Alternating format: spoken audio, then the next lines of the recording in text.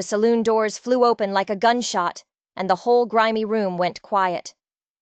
Dust and stale beer hung in the air, thick enough to taste. Men who'd been laughing a second before froze, their whiskey glasses hovering halfway to their lips. And through the haze of smoke and lantern light, they dragged her in. She wasn't much more than a girl, maybe 22, but her eyes were ancient. They were fierce, like a cornered wolf, and her chin was lifted so high it was a miracle it didn't break her neck.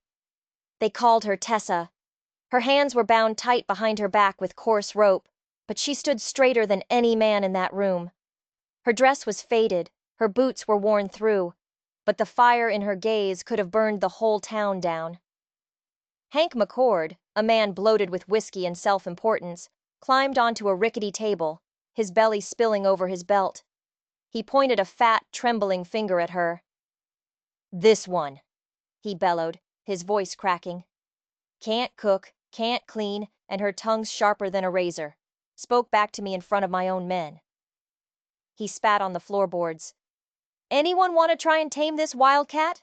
I'm selling her cheap. Ain't worth a damn dollar to a man who knows a woman's place."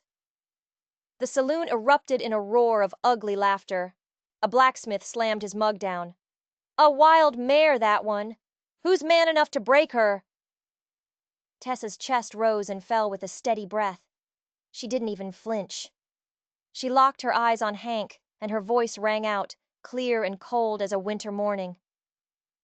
"You can't teach anyone their place, Hank. You don't even know your own." The words struck him like a physical blow. The laughter died. Hank's face turned a shade of purple you don't see on living men. He leaped off the table with a roar and slapped her, a vicious, open-handed strike that sent her sprawling to the floor. Dust billowed up around her. Blood trickled from the corner of her lip. But she didn't cry out. She just pressed one hand flat against the splintered wood, pushed herself up, and wiped the blood away with her sleeve. The room was dead silent now. Waiting. From a shadowed corner a man rose. He was tall, with shoulders broad enough to carry the weight of the world, and he moved without a sound, despite the crude cast on his right leg. A carved walking cane rested against the wall where he'd been sitting. He was Bo Dillon. A name whispered with equal parts respect and fear. As he moved into the light, men instinctively shifted out of his way. He stopped right in front of Hank McCord. He didn't have to raise his voice. The quiet of it was more menacing than any shout. "How much?" Every head in the room snapped toward Hank. The big man, still breathing heavy from his exertion, sneered. "You, Dillon? A crippled rancher hiding out on that cursed ridge of yours? This one will gut you with a fork before she boils your morning coffee." Bo didn't blink. He reached into a worn leather pouch at his belt. With a flick of his wrist, a stack of silver coins spun across the table, clinking past empty mugs until they stopped right in front of Hank's grimy hand. "I don't want a woman who's easy to own," Bo said, his voice a low rumble. "I want one with fire." Time seemed to stop.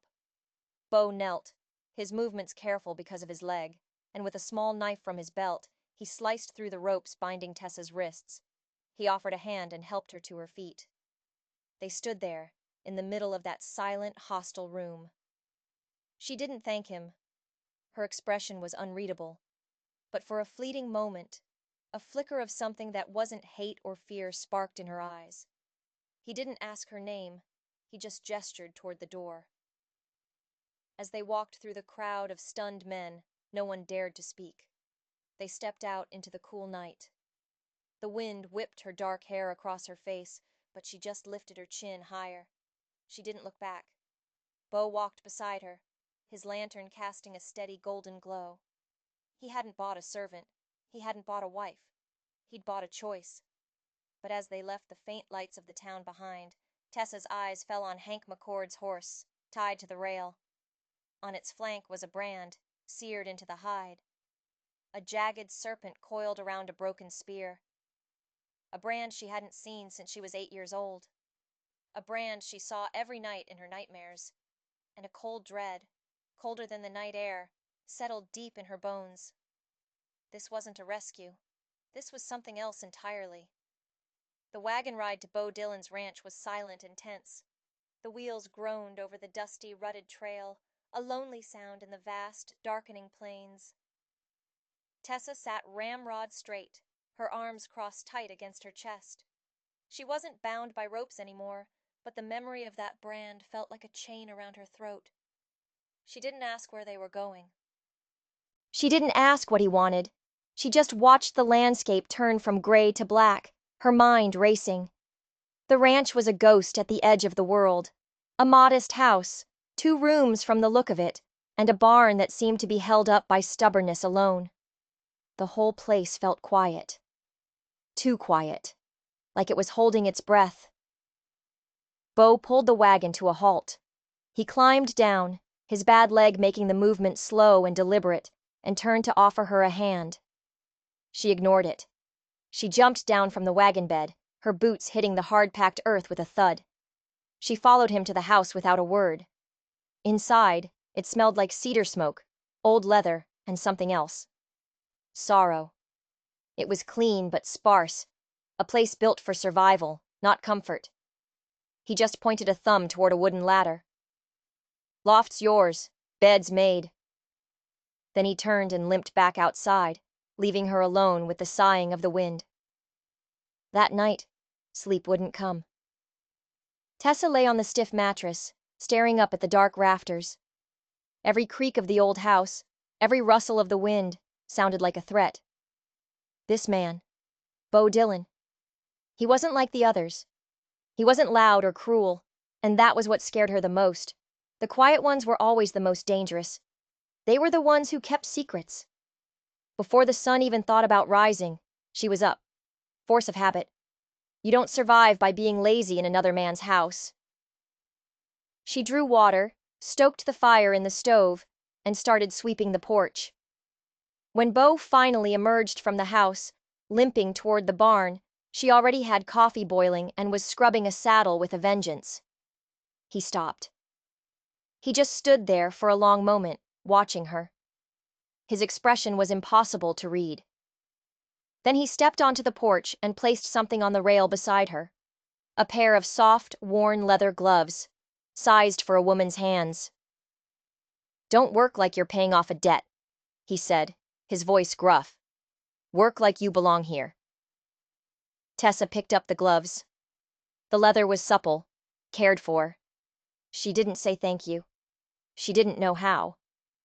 But as she pulled them on, she felt a tiny, unfamiliar crack in the fortress she'd built around her heart.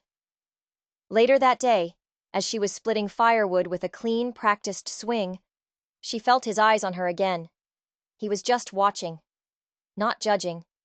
Just watching. She carried a cup of coffee out to him where he sat mending a bridle.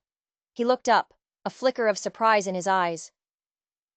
"You paid your silver," she said, her voice flat. "This is part of the deal." His jaw tightened, a muscle twitching. "I paid McCord to get you away from him. That was the whole deal." "Same thing to most folks," she shot back. "I ain't most folks." The silence that fell between them wasn't cold anymore. It was questioning. That night, in the loft, she found herself listening. Not for footsteps of a brute coming up the ladder, but for the sound of Bo moving below, the quiet scrape of his chair, the sigh of the fire settling. She didn't trust him. Not for a second. But she was beginning to understand that the real danger wasn't in this quiet, broken man. The real danger was the serpent brand she'd seen in town, and the chilling realization that this lonely ranch might not be a refuge. It might be a cage of a different kind. As she finally drifted into an uneasy sleep, she saw a detail she'd missed before. Tucked into Bo's saddlebags, barely visible, was a small, leather-bound book. And embossed on the cover, faded but still clear, was the same jagged serpent coiled around a broken spear. Weeks bled into one another, turning the hard ground of early spring into a softer, greener landscape. Tessa learned the rhythms of the ranch. She rode the fence lines like she was born in the saddle, her voice low and steady as she moved the cattle, her hands sure as she mended what was broken. She worked from sunup to sundown, fueled by a restless energy that kept the questions at bay. Why did Bo have that book?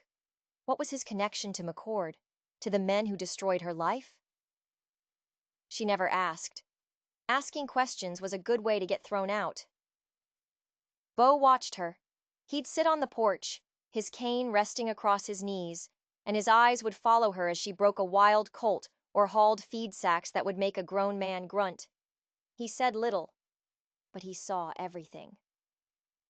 One afternoon, the sky bruised with the promise of a storm, Bo was heading to the barn, a bucket in each hand. Tessa was in the corral, gentling a nervous filly. She heard a sharp curse, followed by the heavy thud of a body hitting the dirt. She whirled around.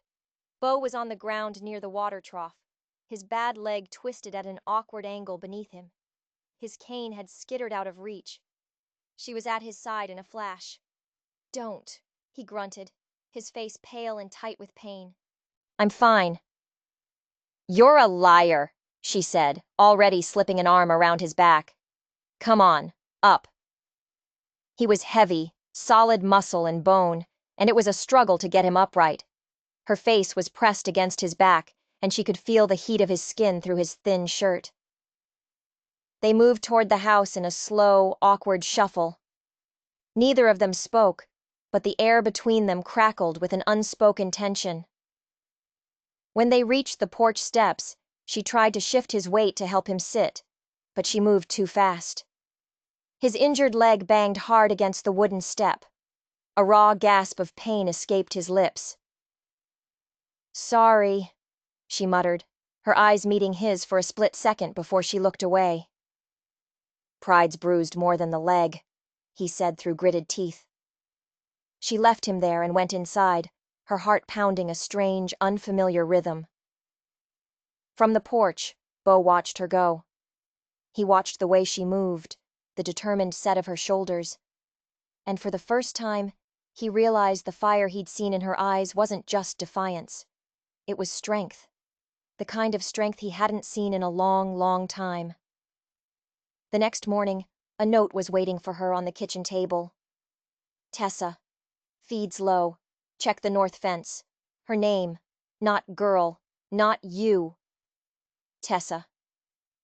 She touched the paper, the simple letters a stark contrast to the coiled serpent that haunted her thoughts. That evening, a storm finally broke, rain lashing against the windows. They sat by the fire, the ledger book open between them. "You're sharper with numbers than any clerk I ever hired," Bo said, watching her hand move across the page. "Learn to be," she said, not looking up. "Learn that if you can't read the contract, you'll always be the one signing your life away." He was quiet for a moment. Then he said, "McCord's not the kind of man who lets go of something he thinks is his." Her hand stilled. Here it was, the opening. "What does he want with you?" she asked, her voice carefully neutral. Bo stared into the fire, his face etched in shadow. "This land. It's been in my family for generations. His family has tried to take it for just as long." "Why?" "My father. He and Hank's father, old man McCord, they had a falling out. A bad one. It ended with my father dead, and this ranch nearly burned to the ground." He unconsciously touched his bad leg. "The fire," she whispered. "That's how you were hurt." He nodded grimly. "I was just a boy. Pulled my mother from the flames. The McCords have wanted this land ever since. They think there's something hidden here." Tessa felt the blood drain from her face. "Hidden. What?" she managed to ask. Bo finally looked at her, and his eyes were full of a weary pain that mirrored her own. "Gold," he said. "A fortune in it, according to the stories. A payment that was supposed to go to old man McCord, but my father, he claimed it was rightfully his. He died before anyone ever found it." Tessa's mind reeled. The brand, the feud, the story of hidden gold. It was all connected. But it wasn't just Bo's story. It was hers, too. "The men who came to our homestead," she said, her voice a bare whisper. "The night my parents were killed. They weren't just passing through. They were looking for something." Bo went still. "They tore our house apart," she continued, the words tumbling out, words she hadn't spoken to a soul. "They kept asking my father where it was. He wouldn't tell them, so they—" She couldn't finish. Bo leaned forward, his expression intense. "Tessa, the men who did that, did you see them?" She nodded, swallowing hard. "I saw their leader, and I saw the brand on their horses." She took a shuddering breath. It was the serpent and the spear. The room fell silent, save for the crackling fire and the howling wind. They stared at each other, two survivors of the same storm, finally understanding that they hadn't just been brought together by chance. They were bound by a legacy of violence, and the hunt for McCord's gold was far from over.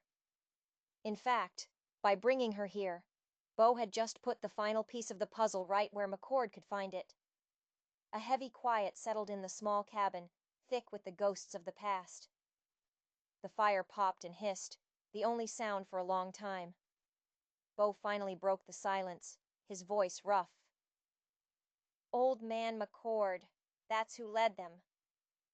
It wasn't a question. Tessa just nodded, wrapping her arms around herself. The chill she felt had nothing to do with the storm outside. "He's been dead for years," Bo continued, more to himself than to her. "Hank runs things now, but he's just as greedy as his father and twice as cruel." He looked at her, his eyes dark with a sudden dawning horror. "He thinks your father knew where the gold was hidden. He thinks your father told you." The air left Tessa's lungs. All these years, she'd thought she was just unlucky. A piece of flotsam tossed around by a cruel world. But she wasn't. She was a map, and Hank McCord had been hunting for her. "He didn't know you were alive," Bo reasoned, his mind working fast. "Not for sure, but when he dragged you into that saloon, shouting about how wild and defiant you were, he must have seen something of your father in you. He was testing you, testing the waters. And Bo had walked right into the trap, paying silver for the one person who could lead McCord to the fortune he'd been seeking his whole life." "This ranch," Tessa whispered, looking around the simple room. "The gold. It's here, isn't it?" Bo ran a hand over his face, the picture of exhaustion.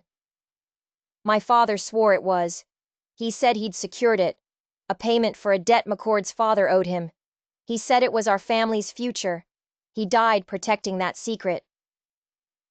He looked at the ledger on the table between them, at the columns of numbers she'd so carefully written.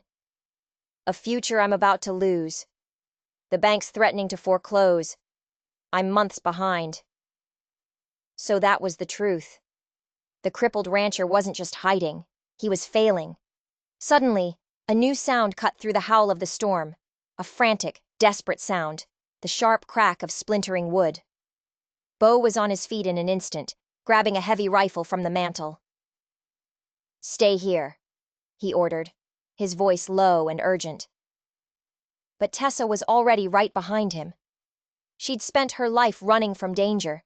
She wasn't about to start now. He didn't argue. He just handed her a small, heavy pistol from a drawer. Her hand closed around the cool metal grip. It felt familiar, comfortable. They moved to the window, peering through the rain-streaked glass. Down by the northern fence line, two figures on horseback were systematically destroying the fence Bo had just spent a week mending. The cattle, their only real asset, were scattering into the darkness, spooked and running wild. It was a message, a warning. "McCord's men," Bo growled. "He's trying to ruin me, force me to sell." Tessa's knuckles were white on the grip of the pistol. This wasn't just about land or money anymore. This was about everything she'd lost, everything they'd both lost. "No," she said, her voice steely. "He's not just trying to ruin you. He's trying to scare us. He thinks if he puts on enough pressure, I'll break." I'll remember something that will lead him to the gold. She looked from the men outside to the resolve hardening on Beau's face. Let him try, she said, a cold fire igniting in her eyes. I've been broken before. It doesn't take. The storm raged on, but inside the small cabin, a different kind of storm was brewing. A storm of two wounded souls who had finally found a reason to fight back. They stood shoulder to shoulder, watching McCord's men ride off into the night, leaving a trail of destruction behind them. The fight for Wildflower Ridge had just begun. And this time, Tessa wasn't a scared little girl hiding under the floorboards. She was the storm. Dawn broke, gray and sullen, over a scene of devastation. The northern fence was a jagged wreck, the pasture beyond it empty. The cattle, their lifeblood, were gone. Scattered for miles across the open range. Beau stood on the porch, his face a grim mask. Ruin was staring him right in the eye. Tessa came to stand beside him, a tin mug of coffee in each hand. She gave one to him. Their fingers brushed. We'll find them, she said. It wasn't a promise of hope. It was a statement of fact. It'll take days, he said, his voice heavy. Days I don't have. The banker's due at the end of the week. Then we'd better get started. She didn't wait for an answer. She strode toward the barn, her movements crisp and determined. For 3 days they rode. They pushed themselves and their horses to the breaking point, chasing down stray cattle from rocky canyons and dense thickets. It was brutal, exhausting work. At night they'd make a small camp, huddling by the fire, too tired to even speak.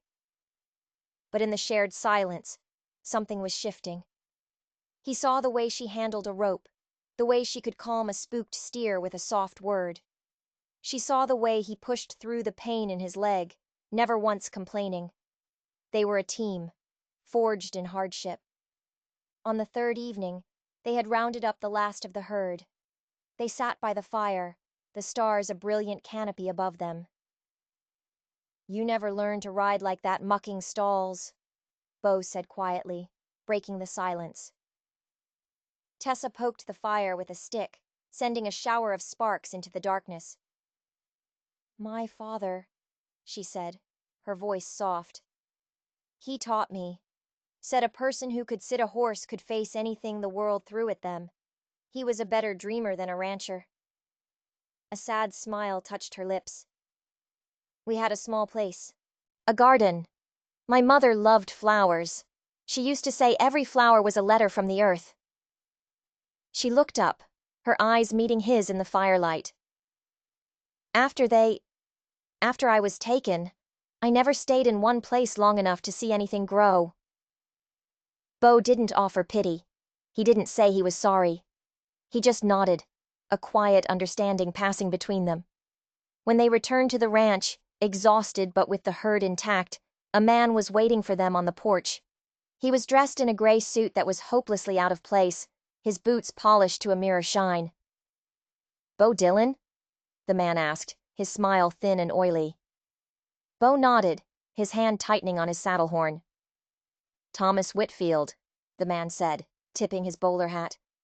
First Land and Title Bank. Just hear about the outstanding balance on your loan. Tessa's eyes narrowed. She dismounted, her body aching, but her mind sharp as a tack. Whitfield pulled a sheaf of papers from his satchel. Our records show a final notice was issued. I'm afraid if the full amount isn't paid by Friday, the bank will have no choice but to take possession of the property. Beau's jaw worked. The full amount was an impossible sum. It's just bank business, miss, Whitfield said, giving Tessa a dismissive glance. Let me see the papers, Tessa said, her voice cutting through the man's smug tone. Whitfield blinked. I assure you, they're quite in order. I can read, she said, stepping forward and holding out her hand. Reluctantly, Whitfield handed them over. Tessa's eyes scanned the pages, her brow furrowed. She'd seen documents like this before. She'd seen the fine print that stole futures. She looked up, her gaze piercing. You're not from the bank, she said flatly. Whitfield's smile faltered. Now, see here. This letterhead is a fake, she continued, her voice gaining strength. First Land and Title uses a different watermark, and this clause here. This isn't a foreclosure notice. It's a quitclaim deed. If he signs this, he's not just defaulting on a loan. He's willingly signing his land over to a third party. She tapped a name on the bottom line. The McCord Cattle Company. Whitfield's face went pale. You're a scavenger, Tessa said, her voice dripping with contempt. A bottom feeder McCord hired to trick a man you thought was too broken and stupid to read the fine print. She folded the papers neatly and handed them back to him. You can tell Hank McCord's plan failed. Now get off this land before I show you just how wild I can be. Whitfield sputtered, grabbed the papers, and practically ran to his horse, kicking up a cloud of dust as he fled. Bo stared at Tessa, a look of stunned admiration on his face. How did you know? I've met men like him before, she said, her shoulders slumping with the sudden release of tension. They always prey on the people who have nothing left to lose. He looked at her, at the dust on her face and the weariness in her eyes. Folks used to say you were too mouthy to learn anything, he said, a slow smile spreading across his face. Then they were fools, he finished softly. In that moment, standing on the porch of the failing ranch, they weren't just partners in survival. They were partners in the fight. And Tessa realized something profound. All her life, she'd been running. Now, for the first time, she had found a place worth defending. A person worth defending. But as she looked out at the vast, empty land, she knew this small victory was just the beginning. McCord wouldn't give up so easily. He would be back. And next time, he wouldn't be sending a man with papers. The failed trick with the fake deed lit a fire under Hank McCord. The sabotage escalated. A small fire started near the barn one night, quickly extinguished but leaving the smell of fear in the air. Their well was fouled with a dead animal, forcing them to haul water from the creek for days. It was a war of 1,000 cuts, designed to wear them down, to break their spirit. But it had the opposite effect. Every act of aggression bound Bo and Tessa closer together. They worked in a seamless, unspoken rhythm, patching, mending, and rebuilding.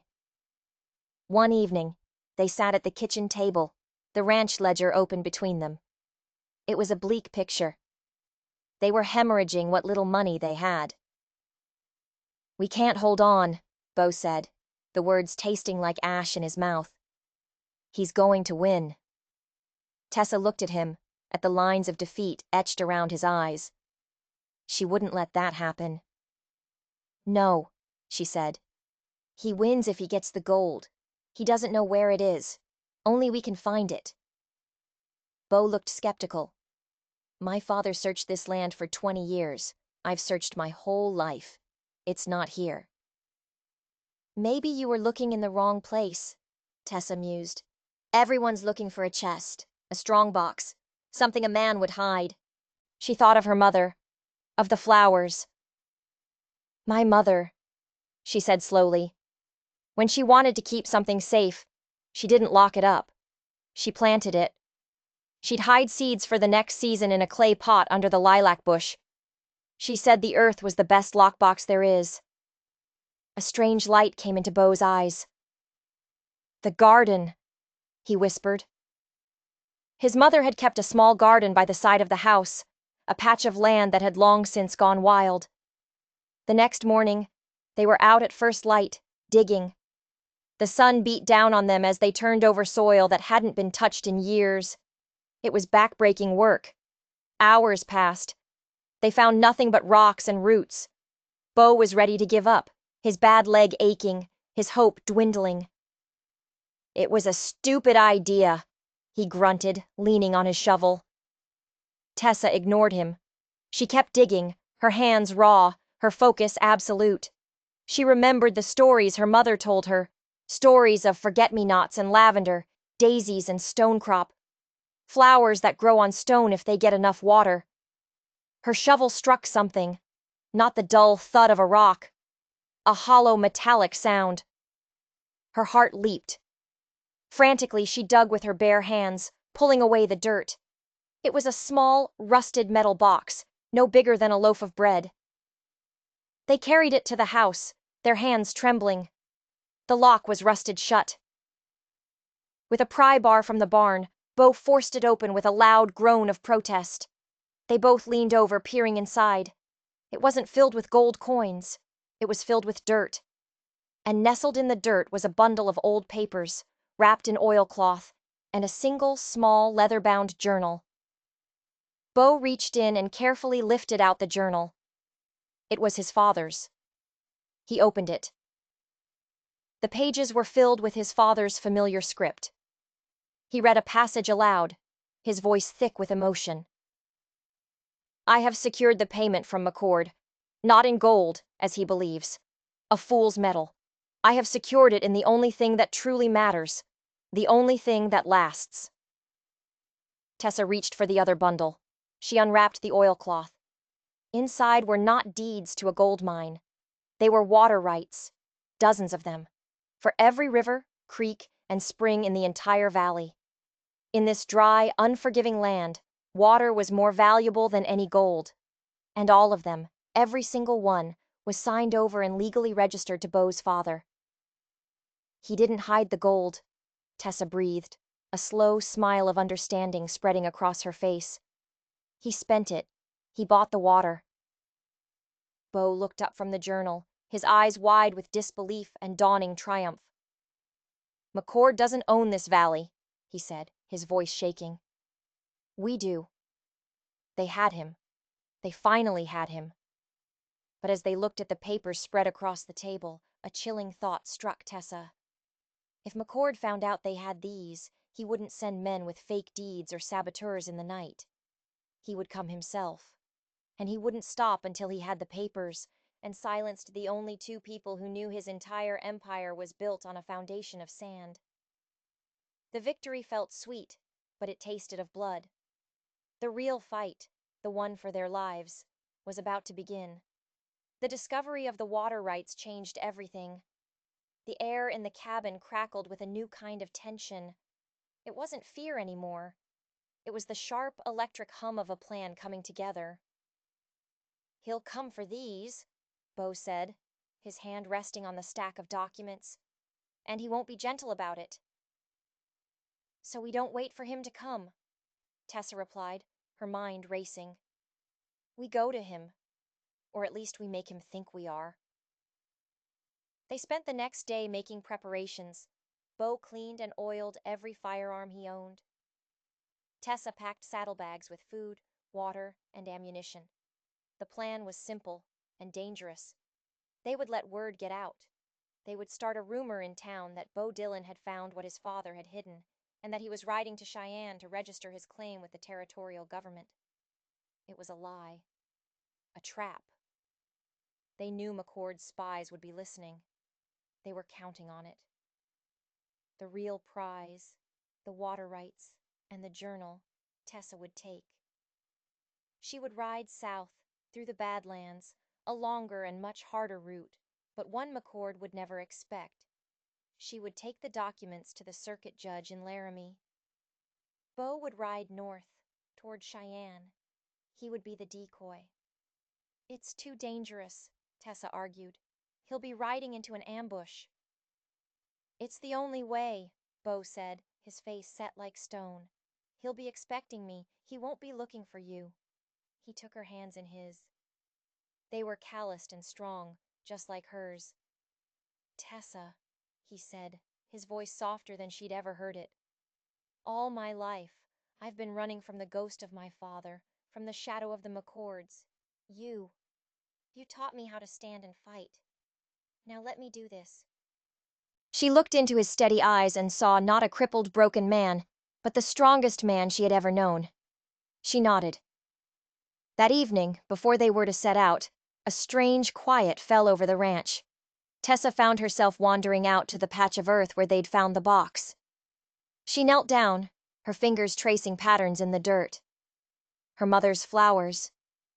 Bo came and stood behind her. For a long time, he just watched her. "My mother," he said, his voice a low rumble.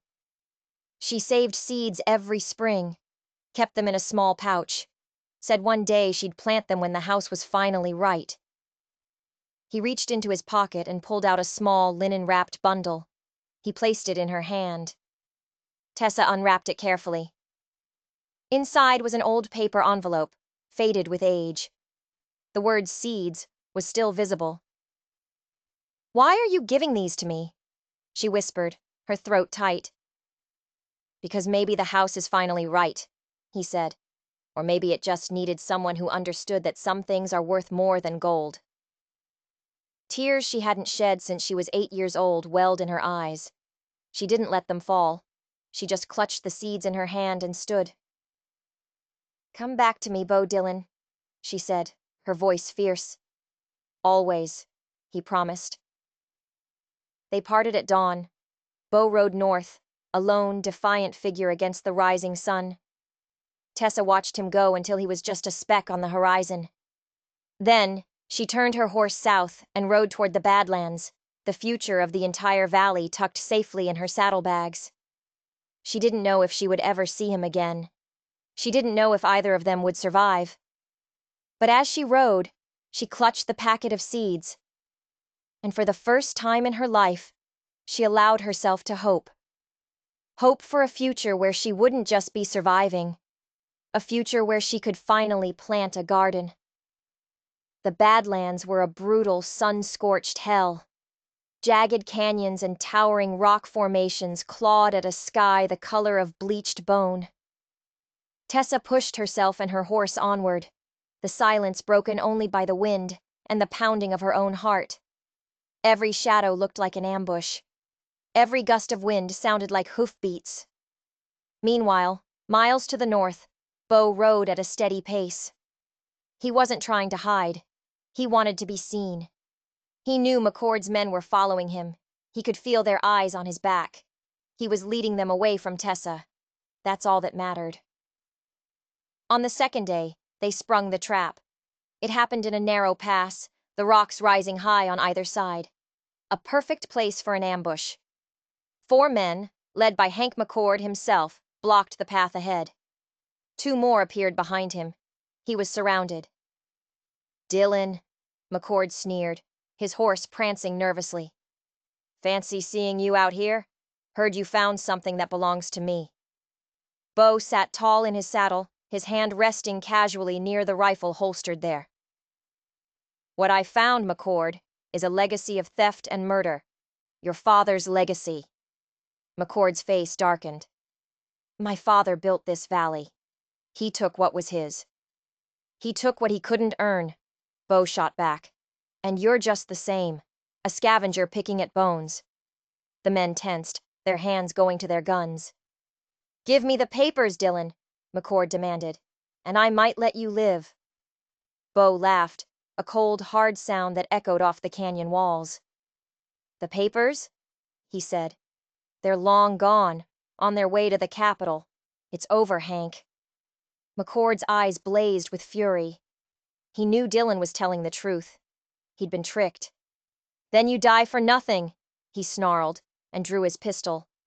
But Bo was faster. His rifle was in his hand, barking fire before McCord's gun had even cleared its holster. One of the men behind him cried out and fell from his saddle. The canyon exploded in a chaos of gunfire and ricocheting bullets. Bo used his horse for cover, firing with a calm, deadly precision. He wasn't a boy cowering in a fire anymore. He was a man defending his home. He took another man down, but a bullet grazed his arm, a hot, searing pain. He was outnumbered. He knew he couldn't win. He just had to buy Tessa more time. Back in the Badlands, Tessa heard the faint, distant pop-pop-pop of gunfire on the wind. Her blood ran cold. Bo. She had a choice. Keep riding south to safety and justice, or turn back into the teeth of the danger for the man who had stood beside her. It wasn't a choice at all.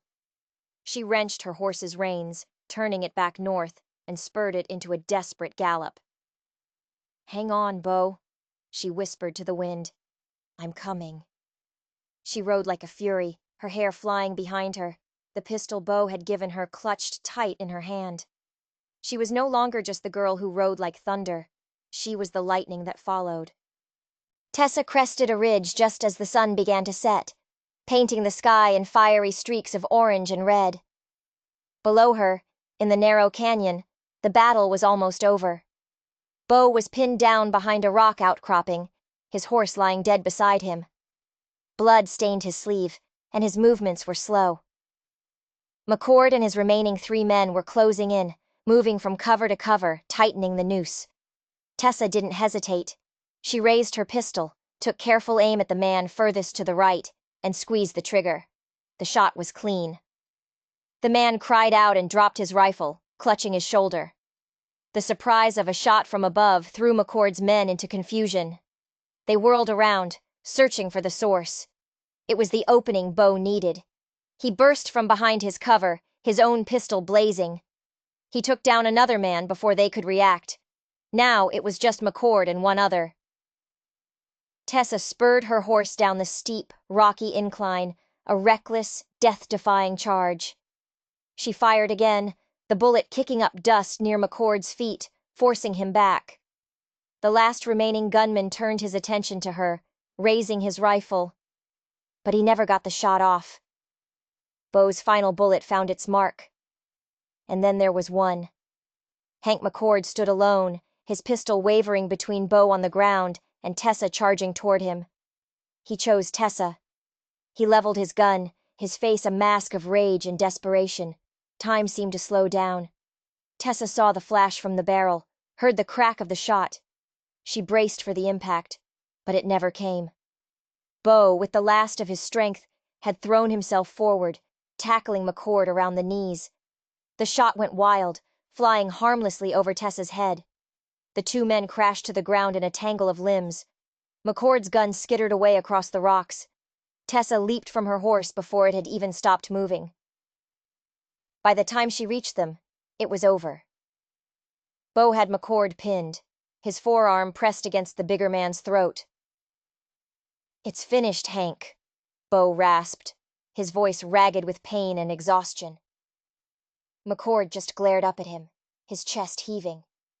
Tessa walked over and picked up McCord's pistol. She checked the cylinder, then leveled it at his head. "No," she said, her voice quiet, but carrying the weight of a lifetime of pain. "It's not finished." She looked from McCord's hateful eyes to Bo's weary face. Justice wasn't a bullet. Justice was the truth. 2 days later, they rode into Laramie. Bo's arm was in a sling, but he sat tall in the saddle. Tessa rode beside him. Behind them, tied to his own horse, was Hank McCord. They didn't go to the sheriff. They went straight to the circuit judge's office. Tessa laid the water rights and Bo's father's journal on the judge's desk. She told her story. From the night her parents were murdered to the final gunfight in the canyon. Bo corroborated every word. When they were done, McCord was taken away in chains, his empire of lies and violence crumbling to dust around him. As they stepped out of the judge's office and into the late afternoon sun, Bo stopped and turned to Tessa. He looked at her, at the woman who had saved his life, his ranch, and his soul. "I don't have gold," he said, his voice rough with emotion. "I don't have much of anything. Just a broken-down ranch and a stubborn heart." "That sounds like enough," she said softly. They walked to the general store and bought supplies. And on a whim, Tessa bought a small bag of wildflower seeds. The ride home was quiet. Not a tense silence, but a peaceful one. The silence of 2 people who had faced the storm and come out the other side. They had found more than water rights in that rusty box. They had found their future. Summer rolled across the plains, turning the land golden. The ranch was transformed. With the legal rights to the water, the land thrived. The pastures were green and lush, the cattle fat and healthy. The house had a new coat of paint, and the barn stood straight and true. But the biggest change was the garden. Beside the house, in the patch of earth that had once hidden a fortune, was a riot of color. Lavender, forget-me-nots, and daisies swayed in the breeze, a vibrant testament to new beginnings. Tessa was no longer the haunted girl who worked like she was paying off a debt. She ran the ranch with Bo, an equal partner in every way. The folks in town stopped calling her that wild thing Dylan bought. They called her Miss Tessa, and they said it with respect. One evening, as the sun melted into the horizon, Bo found her in the garden, tending her flowers. He stood for a moment, just watching her. "You said once," he began, his voice quiet, "that flowers could grow on stone." Tessa looked up, a smudge of dirt on her cheek, and smiled. "I did." "Got me thinking," he continued, walking closer. "If flowers can grow on stone, maybe love can too." Her breath caught in her throat. He stopped in front of her. He didn't have a ring. He didn't have pretty words. He reached into his pocket and pulled out a small, worn piece of leather.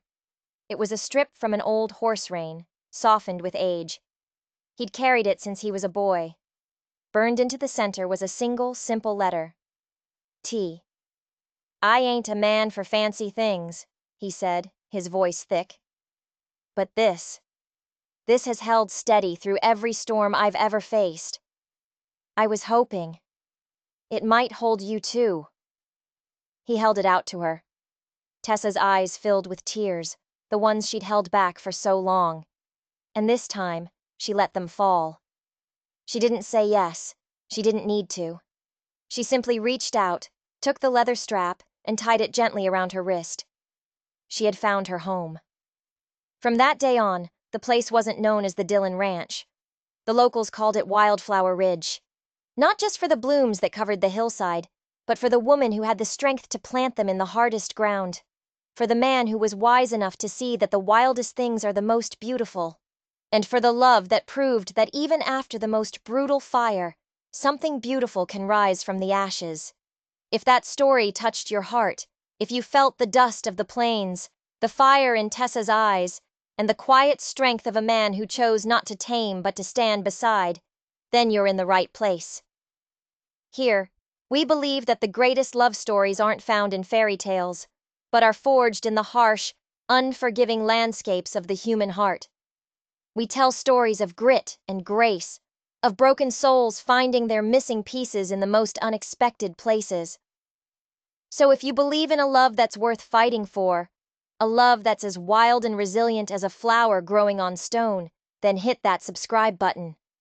Like this video and share it with someone who knows that the best things in life are never tame.